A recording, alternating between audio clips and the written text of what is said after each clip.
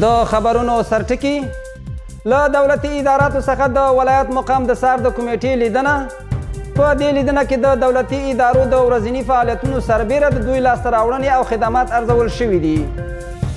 په امام صاحب ولسوالۍ کې پر بېوزلو کورنیو د فارمي چرګانو ویشل. له دې کار څخه موخه بېوزلو کورنیو ته د وړوکي کاروبار برابرول په ګوته شوي. او د فوټبال په غوره لیګ سیالیو کې د امید کندوز پر وړاندې د شادیان لوبډلې بریا.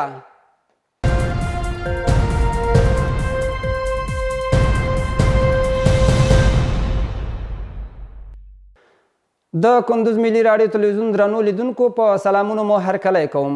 نن سه شنبه د 1444 سپوږمیز کال د سفر د میاشتې 9مه نیټه او د 1401 لمریز کال د وږي یا سنبلې د میاشتې 15مه چې د 2022 زیږدیز کال د سپتمبر د میاشتې 4مې نیټې سره سمون لري. پام وکړئ د دې ساعت خبري ټولګې ته زه اسماعیل کلیوال یم. د ولایت مقام د سار او ارزونې کمیټې له دولتي ادارو څخه د سار په دوام د دې ولایت د سپینزر شرکت او د شهدا او معلولینو له ریاستونو څخه لیدنه وکړه. مسؤلین د دولتي اداراتو له څارنې څخه موخه د دوی د ورځني فعالیتونو او لاسته راوړنو ارزول په ګوته کوي. د کندوز ولایت مقام د سار او ارزونې کمیټې د ولایت مقام دفتر رئیس مولوي عبدالغفور شهیدزي په مشرۍ د چارو د سمبالښت او ستونزو د حل په موخه د سپینزر شرکت او د شهدا او معلولینو ریاستونو څخه لیدنه او څارنه وکړه.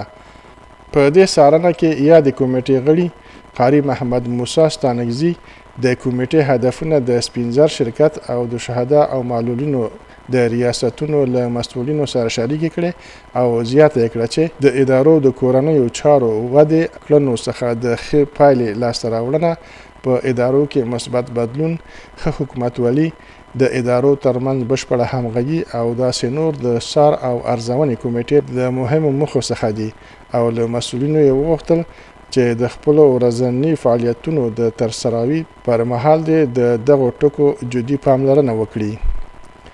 بل لور ته بیا د کمیټې مشر مولوي عبدالغفور شهیدزي د کندوز والي د لارښوونې سره سم د ادارو کارکوونکو ته په خطاب کې د حاضرۍ د پابندي، په رسمي وختونو کې شتون، د نیت پاکوالی، د ولس ستونزو ته پر وخت رسیدنه، له مراجعینو سره نیک برخورد، د شته اسلامي نظام اصولو ترجمنتیا او په جماعت سره د منځونو ادا کولو په هکله توصیه وکړه.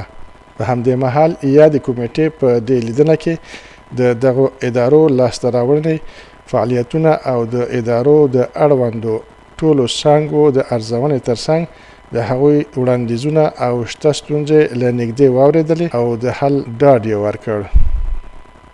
د کندوز د اطلاعات او کلتور مسؤلینو د دې ولایت له بالاحصار او کلای مناره تاریخي سیمو څخه لیدنه کړې. د دغې لیدنې پر مهال مسؤلینو ویلي هغه هټۍ او مسلخونه چې د سیمې د اوسیدونکو لخوا په غیر قانوني ډول جوړ شوي، امنیتي ارګانونو په همکارۍ به یې مخنیوی وکړي. د کندوز د اطلاعات او فرهنګ رئیس مطیع الله روحاني په داسې حال کې چې د فرهنګ او هنر او ځوانانو چارو امیرینو یې ملتیا کوله، نن سهار د بالاحصار او کلای مناره له تاریخي غونډیو څخه لیدنه وکړه. د اطلاعات او فرهنګ رئیس مطیع الله روحاني د دغې تاریخي سیمو لیدنې په ترڅ کې باختر دولتي اژانس ته وویل چې په تیر حکومت کې د بالاحصار اړوند او کلای مناره سیمو کې د خلکو لخوا په غیر قانوني توګه یو شمېر دوکانونه او مسلخونه جوړ شوي چې په راتلونکي کې به د امنیتي ارګانونو په همکاري مخنیوی وکړي او هیڅ چاته به اجازه ورنکړي څو له تاریخي ځایونو څخه شخصي ګټه پورته کړي. نوموړي تاریخي سیمې د هیواد تاریخ او هویت وباله او له دغو تاریخي غونډیو څخه د لیدنې موخه یې د غصب شویو سیمو مخنیوی په ګوته کړ او له خلکو یې غوښتي څو د لرغونو سیمو او تاریخي ابداتو په ساتنه کې د اطلاعات او فرهنګ ریاست سره په هر اړخیزه توګه همکاري وکړي. د یادونې وړ ده چې د بالاحصار تاریخي سیمه په کندوز ولایت کې یو له 19 ګونو تاریخي سیمو څخه ده چې نږدې 4000 کاله لرغونتیا لري. په امام صاحب ولسوالۍ کې د او آر ډي دفتر له لورې د دې ولسوالۍ پر بېوزلو کورنیو تخمي چرګان وویشل شول. مسؤلین وایي دغه چرګان د یونیسف دفتر په مالی مرسته او د کندوز د کډوالو او بیا راستنېدونکو چارو ریاست پر همغږۍ پر بېوزلو کورنیو ویشل شوي او مسؤلین له دې کار څخه موخه بېوزلو کورنیو ته د وړوکي کاروبار برابرول په ګوته کوي. پام وکړئ په دې اړه چمتو شوي راپور ته. په کندوز کې د بشري مرستو په دوام دا ځل د دې ولایت د امام صاحب ولسوالۍ پر 100 بېوزلو او اړمنو کورنیو تخمي چرګان وویشل شول. مسؤلین وایي دغه چرګان د ORD مرستندویه موسسې د یونیسیار دفتر په مالي لګښت او د کندوز د کډوالو او بیا راستنېدونکو چارو ریاست په همغږۍ پر هغو بېوزلو کورنیو وویشل شول چې کورنۍ اقتصاد یې ښه نه و او په خبره یې هرې کورنۍ ته 30 تخمي چرګان، یوه بورۍ د چرګانو دانه او درمل ورکړل شوي دي.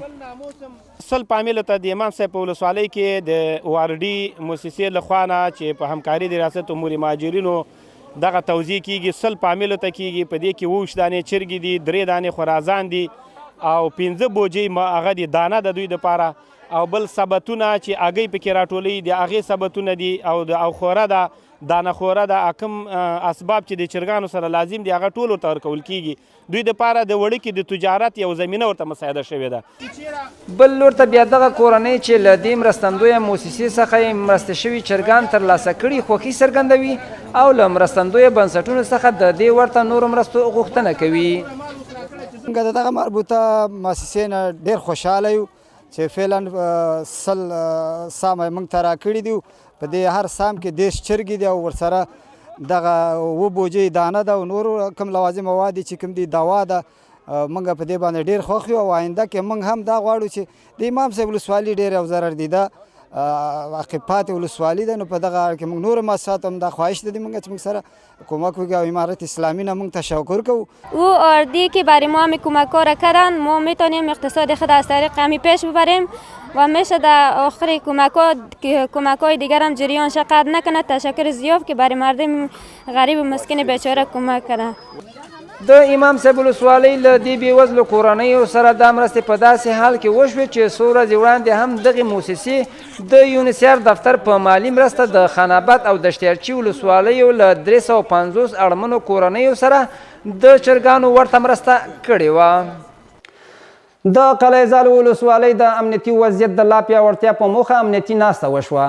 مسؤلین وایي دا امنیتي ناسته د ولسوال په مشرۍ په داسې حال کې ترسره شوه چې د اړوندو امنیتي ارګانونو ټولو مسؤلینو پکې ګډون کړی و او له امنیتي مسؤلینو څخه د دې ولسوالۍ د خلکو د امنیت په ټینګښت کې د لا هڅو غوښتنه شوې. نور سعید تړون په اړه راپور راکوي. د اسلامي امارت د واکمنېدو راهیسې خلک په ټول هیواد کې د جګړو او مهاجرتونو د ویرې پرته ژوند تیروي چې بیلګه یې په کندوز ښار او ولسوالیو کې هم لیدل کیږي او خلک د امنیت له پلوه ډیر خوښ دي. د دغه رامنځته شوي امن د پایښت لپاره پوځي مسؤلین شپه او ورځ په هڅه کې دي ترڅو هغه عناصر چې د امنیت د خرابولو شوم نیت لري د وړاندې نه کشف او مخه یې ونیسي. په همدې موخه نن د قلعه زال ولسوالۍ پوځي مسؤلین د ولسوال اسمت الله اسامه زلمي په مشرۍ د ولسوالۍ په مقر کې راټول او د امنیت په اړه ترسره شوې چارې وارزولې او د راتلونکي لپاره خپل نظریات او وړاندیزونه تبادله کړل. د مخې ته پرتو ستونزو د حل کېدو په خاطر او د لا ډاډمن امن د پایښت لپاره مسؤلینو ته لازمې مشورې او سپارښتنې وشوې. دا کوښښونه په داسې حال کې کیږي چې د جنایي جرمونو پر ضد هم مبارزه روانه ده او هره ورځ په مرکز او ولسوالیو کې په بیلابیلو جرمونو تورن کسان نیول کیږي او د هغو په اړه چې لا تر اوسه یې هم ځانونه د قانون د منګولو څخه پټ ساتلي دي هم پلټنې روانې دي. او وروستی خبر د ورزش له ډګر څخه. په کندوز کې د فوټبال غوره لیګ سیالیو په لړ کې تېره ورځ د شادیان او د امید کندوز ټیمونو ترمنځ سیالۍ ترسره شوې. په دغه سیالیو کې د شادیان د فوټبال ټیم مقابلې لوبډلې پر وړاندې د 15 ګولونو په وهلو سره ځان بریا ته ورسوه. د لوبغاړو د غوراوي دغه سیالۍ د 12 ټیمونو ترمنځ یوه میاشت وړاندې په کندوز کې پیل شوې وې. د کندوز مرکز او ولسوالیو د لوبغاړو د غوراوي په موخه د فوټبال دغه سیالۍ ترسره شوې. د فوټبال فدراسیون مسؤلین وایي دغه سیالۍ د هیواد د فوټبال عمومي ریاست له لورې په کندوز کې د 12 لوبډلو ترمنځ تنظیم شوې وي او د دغه سیالیو د 15مې اونۍ په لومړنۍ لوبه کې د شایان ټیم د نصیر احمد د 15 ګولونو په ترسره کولو سره د امید کندوز د فوټبال لوبډلې پر وړاندې خپله بریا ولمانځله او د ټیمونو په درجه بندۍ کې لومړی مقام خپل کړ. بل لور ته د امید کندوز لوبډله د شایان د فوټبال ټیم پر وړاندې 2 ګولونه ووهل خو بخت ورسره یاري ونه کړه او سیالۍ د شادیان د فوټبال په ټیم وبایلله. د امید کندوز د فوټبال په لوبډله کې احمد جاوید طلوع ښه وځلید او د خپل ټیم لپاره یې 2 ګولونه ترسره کړل. دغه سیالۍ چې د لوبغاړو د غوراوي کمیټې لخوا له نږدې څارل کېدې د شایان له لوبډلې نصیر احمد، د امید کندوز له لوبډلې احمد جاوید او د شهید سید جان له لوبډلې احمد ناصر غوره لوبغاړي وټاکل شول او دغه لوبغاړي به په راتلونکي کې د زون په کچه د لوبغاړو د غوراوي په سیالیو کې هم ګډون وکړي. په کندوز کې د فوټبال د غوراوي دغه سیالۍ په داسې حال کې ترسره کیږي چې څو ورځې وړاندې په دې ولایت کې د کرکټ د بیلابیلو کلبونو لوبډلو ترمنځ هم سیالۍ پیل شوې او شاوخوا 12 کلبونو پکې ګډون کړی دی. دا وه د دې ساعت خبري ټولګه. تر بیا مو په څښتن تعالی سپارم. هر چیرې چې یاست خوښ او ښاد اوسئ. اللهم الشه.